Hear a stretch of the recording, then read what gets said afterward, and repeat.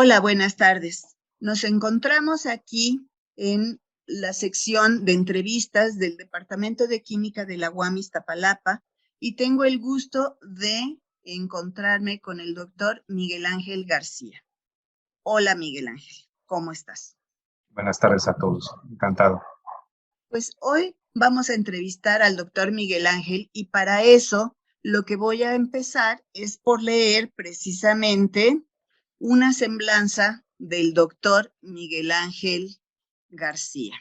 El profesor Miguel Ángel García Sánchez estudió la licenciatura, maestría y doctorado en química en la UAM Iztapalapa, donde recibió la medalla al mérito universitario a nivel de maestría en 1993 y la medalla al mérito universitario a nivel de doctorado en 2008.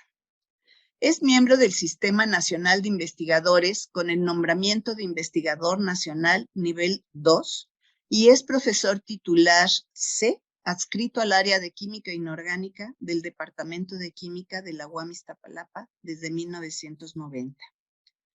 Ha graduado 6 alumnos de licenciatura, 3 de maestría y 5 de doctorado. Ha publicado 50 artículos de investigación y un review en revistas de circulación internacional con arbitraje estricto. Igualmente, es autor de 3 libros de prácticas de química orgánica y coautor de 6 capítulos de libros. Ha presentado alrededor de 130 trabajos de congresos internacionales y 18 conferencias invitadas. Es árbitro de diferentes revistas internacionales como el Journal of Photochemistry and Photobiology Molecules, Journal of Non-Crystalline Solids, Journal of Inclusion Phenomena and Microcycle Chemistry, etc. Es miembro de la International Soil Health Society y representante mexicano ante la International Porphyrins and Phthalocyanins Society, miembro de la Comisión de Posgrado en Química de la UAMI, miembro de la Junta Académica del Programa de Doctorado en Ciencias Físico-Matemáticas del Centro Universitario de los Valles de la Universidad de Guadalajara y Premio a la Innovación en Bio-Nanotecnología Sinvestav Neopharma 2014. Sus líneas de investigación han sido síntesis, caracterización y aplicación de macrociclos tetrapirrólicos, proceso Sol-Gel, ciencia de materiales, óptica, química de coordinación y organometálica. Bienvenido, Miguel Ángel. Esto solamente es una muy pequeña síntesis de las actividades del doctor Miguel Ángel García, pero tenemos obviamente que platicar con él para conocer un poco más sobre su trayectoria. ¿Qué te parece si para empezar con esta entrevista nos puedes contar cómo es que tú llegaste a la UAM Iztapalapa? Me gustaría empezar la entrevista comentando que yo decidí estudiar química desde nivel secundaria. Tuve un magnífico profesor en la secundaria. Yo estudié una secundaria que está relativamente cerca de UAM Iztapalapa, aquí en Rojo Gómez, la Escuela Secundaria Técnica. En ese entonces 90, hoy 29, tiene un nombre curioso en náhuatl, Xiutecutli, está en Rojo Gómez, muy cercana a la UAM. Yo me acuerdo que cuando estaba todavía en secundaria, una noche que fui a hacer un trabajo allá en la zona de la unidad Margarita Maza de Juárez, que está más allá de G6. En la noche ya regresaba yo tarde a mi casa y pasé cerca de la barra de la UAM. Estoy hablando del año de 1979. La UAM tenía muy poco tiempo de haber sido abierta y en ese tiempo yo desconocía exactamente qué era esa barda verde que crucé al regresar tan noche a casa. Tiempo después yo fui a dar a la vocacional, ahí estudié mi bachillerato para prepararme en físico-matemáticas. Al terminar esto yo tenía la intención, estaba en duda de estudiar química o estudiar artes plásticas. En realidad tenía esa dualidad, esa duda hacerlo, y al final me decidí por química, por cuestiones personales y económicas. Y yo llegué a la UAM por invitación de un amigo cuya hermana había estudiado en UAM de Xochimilco, psicología educativa. Y ella nos recomendó y nos dijo, aquí en Iztapalapa tienen ustedes opciones.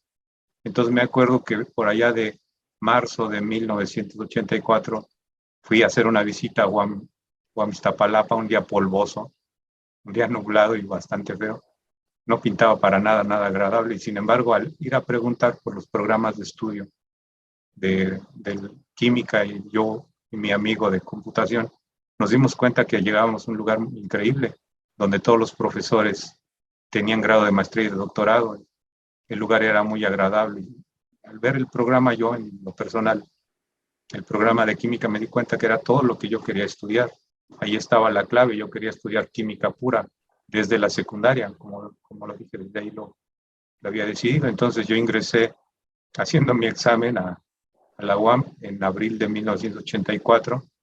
Para 1989 había terminado yo la licenciatura. Curiosamente, solamente quería estudiar la licenciatura, pero al ver todo lo que la UAM ofrecía, que tenía la posibilidad de hacer investigación, opté por seguir en la maestría y entonces proseguí mis estudios, hice maestría y después doctorado. Y quién diría que con el tiempo se convertiría en mi lugar de trabajo y casi mi segunda casa. Oye, Miguel Ángel, cuéntanos una anécdota relacionada con la UAM. Tengo muchas, soy digamos, un visor de muchas cosas que han ocurrido en la universidad, pero quisiera contar una que me atañe directamente porque creo que a veces dicen que del destino no existe, sin embargo, a mí me ocurrió algo muy peculiar. En la vocacional del Instituto Politécnico Nacional se hacían en mis tiempos lo que se llamaban los concursos interpolitécnicos. Yo estuve en los concursos de tercero, cuarto, quinto y sexto semestre, en química, claro, y recuerdo que en el concurso de cuarto semestre invitaron a una profesora de la UAM, una profesora del Poli, una de la UAM, una de la UNAM, que entonces yo no conocía, la doctora Marta Litter, estuvo presente en ese examen. Yo quedé en quinto lugar en esa ocasión. Me puse muy nervioso. No tenía yo mucha habilidad en oratoria. Y eso pasó. El tiempo siguió su curso. Llegué a la UAM en el 84. Una buena tarde estaba la doctora Anit Vivier bajando cajas del nivel superior del edificio R, donde está el departamento de química, y la vi tan atareada que me aboqué a ayudarla a bajar esas cajas y de ahí me quedé bajando una serie de libros, instrumentos y demás cosas del maestro Eduardo en ese entonces y la maestra Laura Ortiz al laboratorio R101. Y entonces ya me retiraba esa tarde que ya bajaron todas sus cosas. La maestra Laura Ortiz me dijo, ¿no te gustaría quedarte a trabajar con nosotros? Estoy hablando del año de 1986. Era yo bastante novato en cuanto a mi formación en química y sin embargo ya tenía yo un lugar que le agradezco mucho a ellos dos, en el laboratorio R101. Pasó el tiempo y el doctor Campero tenía que desalojar el espacio de oficinas que había en esa sección y me pidió que revisara libros y papeles que se tenían que desechar y otros conservar. Y fue increíble que al estar revisando estos papeles me topé con el formato de invitación al concurso de la vocacional en el que la doctora Marta Litter había hecho la anotación de los puntajes y cómo había calificado a los alumnos. Y ahí estaba mi nombre, Miguel Ángel García, ¿no? Y entonces yo fui a dar al laboratorio que ocupara la doctora Marta Litter en la UAM Iztapalapa, laboratorio que hasta la fecha ocupo y ha sido mi espacio de trabajo y en el que he sido muy, muy feliz realizando muchas actividades, algunos pequeños, pero interesantes descubrimientos y terminando mi formación. Entonces, por eso digo que el destino realmente sí existe. Es curioso de ver haciendo tantos y pues conviviendo con tantas personas que se den ese tipo de coincidencias. Desde Sí, luego, ¿no? fue increíble para mí, literalmente con los ojos cuadrados me quedé. Ni hablar. Oye, y hablando de tu estancia ahí en la Universidad Metropolitana, ¿qué es lo que tú más disfrutas siendo profesor? O sea, de tu docencia, ¿qué es lo que más disfrutas de hacer ese tipo de actividad? Como docente, yo creo que debo compartir el sentimiento de muchos. La formación de uno como investigador, como científico, lleva muchísimo tiempo, pero con el paso de los años uno descubre cómo es que el proceso va ocurriendo y cómo florece la imaginación de los muchachos, ¿no?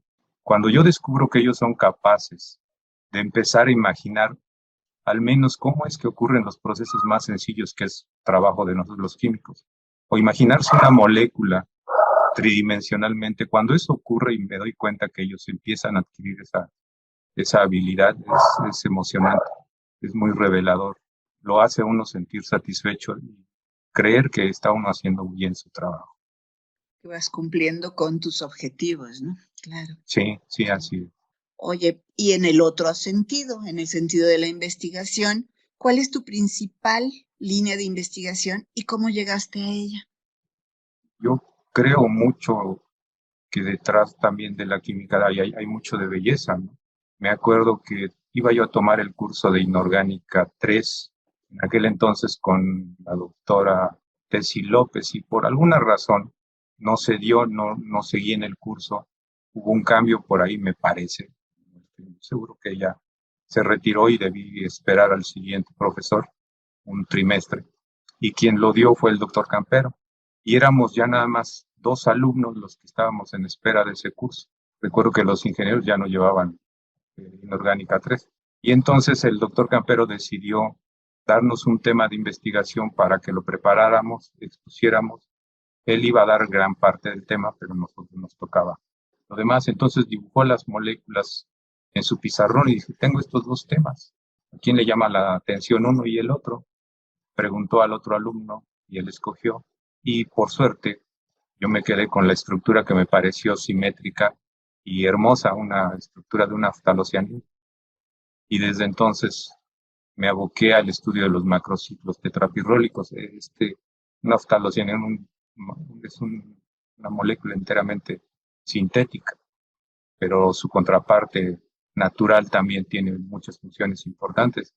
Y yo me enamoré de la estructura, de las propiedades, del comportamiento de ese tipo de moléculas. Mi trabajo fue una primera investigación de lo que se había hecho de ftalocianinas, lo que había, lo cual ya era muchísimo, y desde ahí empezó mi cariño por este tipo de compuestos. Oye, y las personas, o alumnos, obviamente, estudiantes que quieran trabajar en tu grupo de investigación, ¿qué tipo de habilidades deben de tener? Yo creo que esto es como muchas otras disciplinas. Uno no termina de aprender y de formarse. Lo que yo me gusta más que pedir es contemplar en mis alumnos su emoción y su iniciativa por explorar lo que están haciendo. O sea, que tengan iniciativa y empuje propio, eso a mí me agrada. Suelo no orillarlos a que hagan lo que yo diga, sino que ellos dejen desarrollar su imaginación y su creatividad. Y eso es lo primero que yo les pediría, que realmente les interese lo que yo les planteé, y si no, que ellos planteen nuevos caminos y nuevas rutas. Pero también eso refleja que deben tenerle cariño a lo que están haciendo. Les debe emocionar, desde mi punto de vista, lo que hacemos tiene una gran dosis de exploración y de aventura. Entonces, si no la tienen, pues están haciendo algo que no les llena, no les satisface totalmente. Entonces, yo sería lo primero que pediría. Lo demás se va dando con el tiempo y lo van descubriendo. Oye, por último, si tú no hubieras estudiado química, ¿qué otra disciplina te gusta? ¿A qué te hubieras dedicado? Le digo que se presta muchas anécdotas. Cuando yo terminé la vocacional, viendo que en el Politécnico no había una carrera de química fundamental, yo ya tenía decidido desde antes, yo me quería preparar en físico-matemáticas de manera muy fuerte, por eso fui a una vocacional. Pero mi otro cariño de toda la vida ha sido el arte, la pintura. Bueno, Y entonces fui a explorar la Escuela Nacional de Artes Plásticas. Y cuando hice cola y me entrevistaron para ver si podía yo ser un prospecto, me dijeron, esta carrera es muy cara. Si no, si no tienes recursos económicos, te va a ser difícil. Y efectivamente, en ese entonces, yo no tenía muchos recursos económicos como para cargarle la mano a mi padre. Guau. Y me quedé pensando, ¿qué tal eres como químico? Pues creo que regular, puedo hacerlo más o menos bien. Y después me abocaré a si se puede estudiar arte y pintura, ¿no? Nunca lo hice. De hecho, la pintura la desarrollé de manera autodidacta. No me arrepiento porque gracias a la química me paré en cuanto museo y en cuanto lugar me hubiese gustado ir a contemplar a la gente que admiro mucho en ese aspecto. Si no hubiera sido químico, hubiera sido artista, pero creo que me hubiera muerto de hambre. Sí, pues debe de tener uno muchas destrezas en ese campo que no desconozco si tú las tienes, ¿no? Pero no es solamente el gusto, es que hay que tener también el don, ¿no? Voy a hacer algo que no debería, pero le comparto. Atrás de mí. La parte de Ujú. atrás tiene, Son pinturas tuyas. son dos Guau. pinturas, hay más repartidas por toda la casa, pero no sé si tenga yo la habilidad, pero la curiosidad. la- No, pero la- pues se ven muy bien, realmente.